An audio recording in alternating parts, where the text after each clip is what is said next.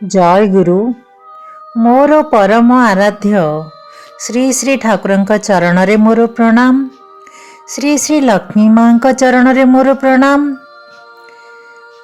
श्री श्री बड़दादाଙ୍କ चरणरे मोर प्रणाम। आजिर आचार्यଙ୍କ चरणरे मोर प्रणाम।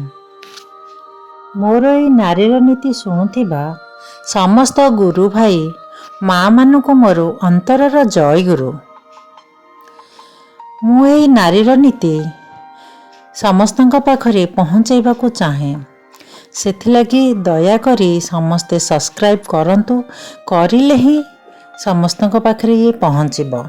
लाइक भी करंतु, शेयर भी करंतु, कमेंट भी दियंतु। मोर कोठी भूल होची आपण माने कमेंट देले तो मु जानिबी। श्री श्री ठाकुर कहंती, एई जेउ आदर्श मु तुम सम्मुखरे स्थापन करि देई गली, ताहा अल्पे हेउ बा बहुते हेउ, जदि पालन कर तेबे पृथ्वीर एपरी शक्ति नहीं जहा तुमको ध्वंस करि देई पारे। किंतु जदि न कर, पृथ्वी रे एपरी शक्ति नहीं जहा तुमको रक्षा करि पारे। श्याम को जदि रखिब एवं चरित्र जदि तुमर श्यामप्रभ होई उठे, पछ टाणर आसक्ति जदि न रख किछि, कूल कलगति रे आपणा छाए उच्छरणशील होई उठिब। श्याम को छाड़ी कूल जदि रखिबाकू चाह, श्याम भी रहिबनी, कूल मध्य विपर्यस्त हेब। तेणु श्याम रखिबी ना कूल रखिबी, एही प्रकार द्वंद्वरे दिगहरा हुओना। श्री श्री ठाकुर मु आज श्री श्री ठाकुरଙ୍କ श्रीमुख निःसृत नारीर नीतिर 78 बाणी आपण मानक आगरे तोଳି धरिबे। नारीर नीति 78 बाणी।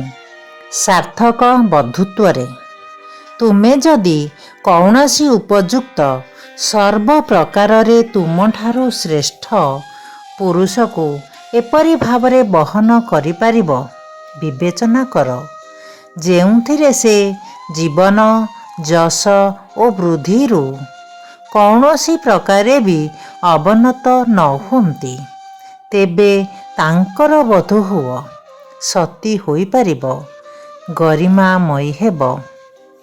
बाणी संख्या 78। पुणी थरे।